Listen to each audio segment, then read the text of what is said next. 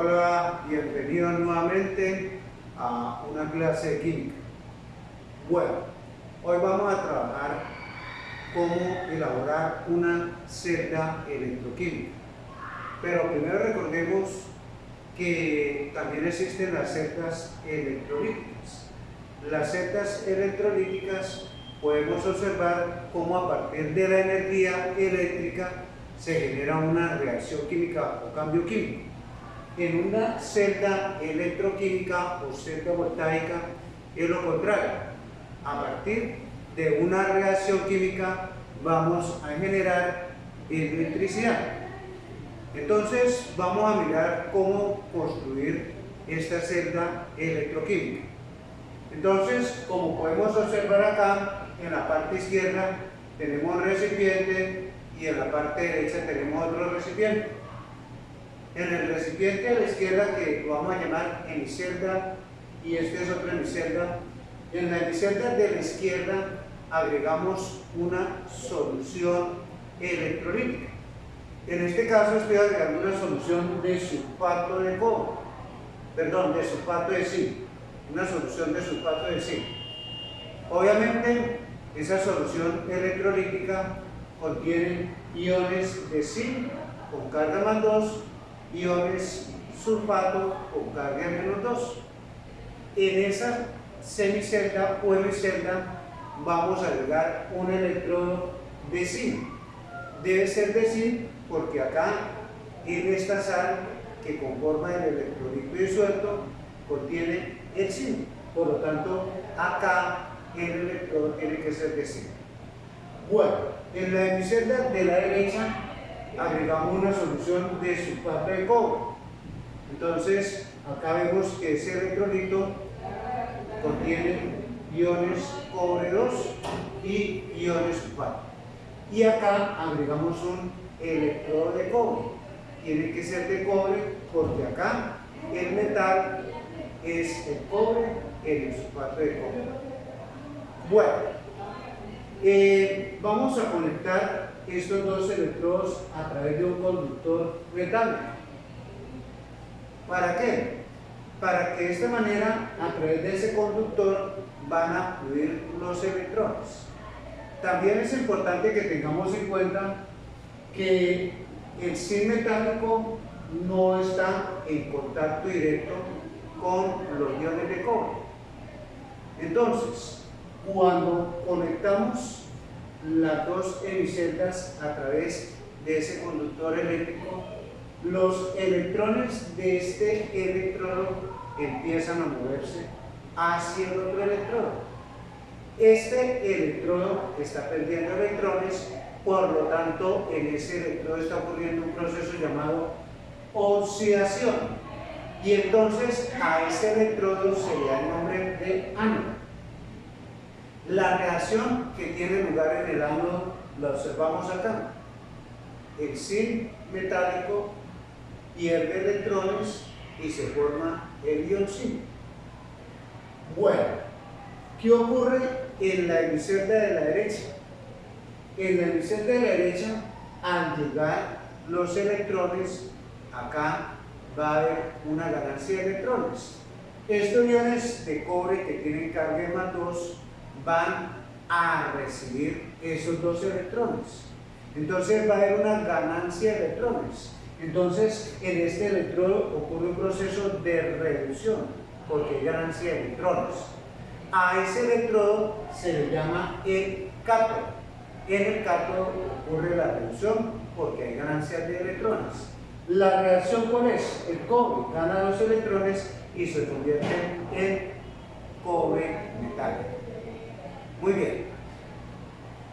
Puede suceder que cuando se están moviendo los iones de esta hemicelda hacia esta hemicelda, este electrodo va a ir perdiendo masa y entonces se empiezan a generar iones de zinc que se van a almacenar en la solución de esta hemicelda.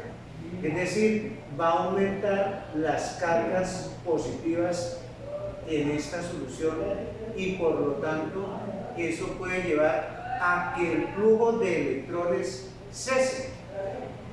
Entonces, para evitar esa situación, se han creado los llamados puentes salinos. Un puente salino es un tubo en U. Dentro de ese tubo en U agregamos una solución electrolítica, que en este caso estoy agregando sulfato de potasio.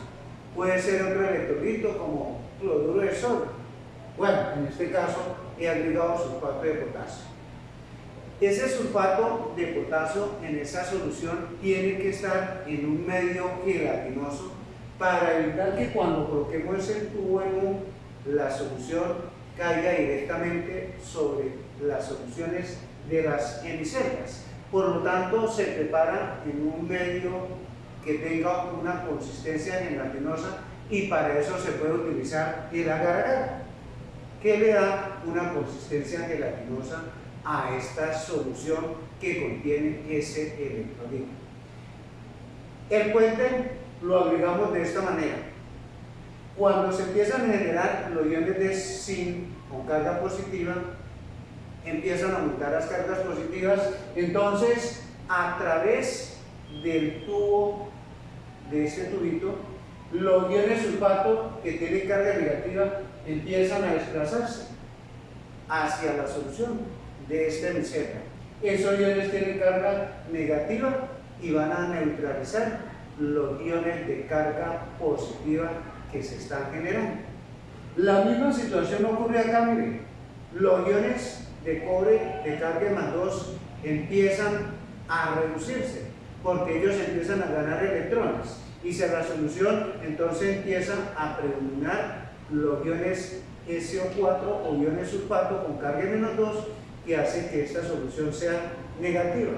Para neutralizarla, entonces los iones potasio que están en el puente salino emigran hacia la solución y de esa manera la solución se mantiene.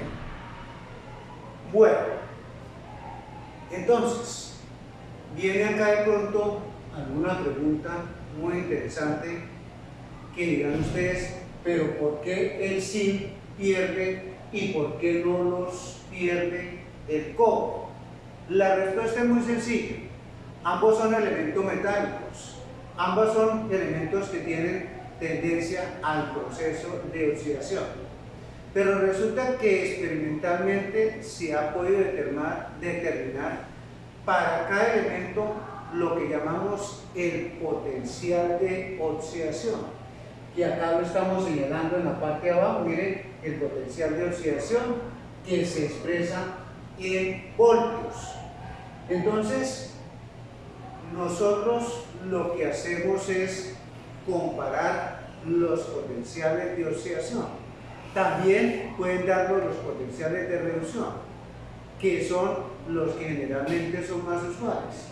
Acá tenemos, miren, la semireacción que está de oxidación que está ocurriendo en el ámbito. Y acá tenemos también la semireacción de oxidación del cobre. Ambas son de oxidación. Acá tenemos entonces lo que llamamos los potenciales de oxidación estándar y potencial de oxidación estándar para el cobre, potencial de oxidación estándar para el zinc, potencial de oxidación estándar para el cobre. Al comparar estos dos resultados podemos observar, miren, que el zinc tiene mayor potencial de estado de oxidación. Por lo tanto, podemos estar seguros que ese zinc es la sustancia que se oxida. Por lo tanto, el cobre es la sustancia que se va a reducir. Entonces, es la que va a ganar electrones. Esta tiene mayor potencial de oxidación, es la que se oxida, y obviamente la otra sustancia tiene un alto grado para reducirse. Bueno, entonces acá tendríamos que hacer un cambio en la semireacción. No está perdiendo, sino está ganando. Entonces acá le agregaríamos a los iones de cobre que ganan 2 electrones y entonces se genera cobre metálico Y entonces acá ya no hablamos de potencial de oxidación, sino de potencial de reducción. El valor del potencial de reducción es el mismo del potencial de oxidación, pero es signo contrario. Se va a quedar entonces 0,34. Ese es el potencial de reducción. ¿Qué tenemos acá? La ecuación iónica global. La ecuación iónica global es la integración de la reacción que ocurre en el ánodo y la reacción que ocurre en el cátodo. En el ánodo tenemos el zinc, que está en estado sólido, mire acá. En el cátodo tenemos acá los iones de cobre. Entonces, como resultado final de ese proceso electrolítico, vamos a tener que el zinc pierde electrones y se forman los iones de zinc con carga más 2 y los iones de cobre ganan electrones y se forma cobre metal. Esta es la reacción iónica general. Nosotros podemos determinar el potencial de una celda electrolítica a través de esta expresión. Miren, potencial de una celda electrolítica de la potencial de reducción más el potencial de oxidación. Potencial de reducción tenemos acá que es 0,34 más potencial de oxidación 0,76 y me da 1,1 volt. Si nosotros en esta celda electroquímica colocáramos acá un bombillo, obviamente podríamos observar que ese bombillo puede encender. ¿Por qué? Porque acá hay un flujo de electrones, ¿cierto? Y recuerden que el flujo de electrones, el movimiento de cargas, constituye lo que llamamos la corriente eléctrica. También podríamos conectar acá un voltímetro y el voltímetro tendría que marcarnos el potencial que ocurre en la celda electrolítica, que es 1,1 volt.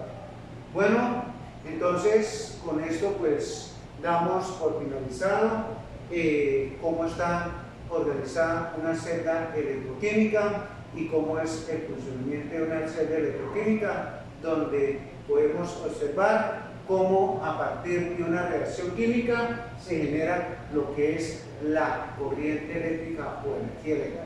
Muy bien, hasta la próxima.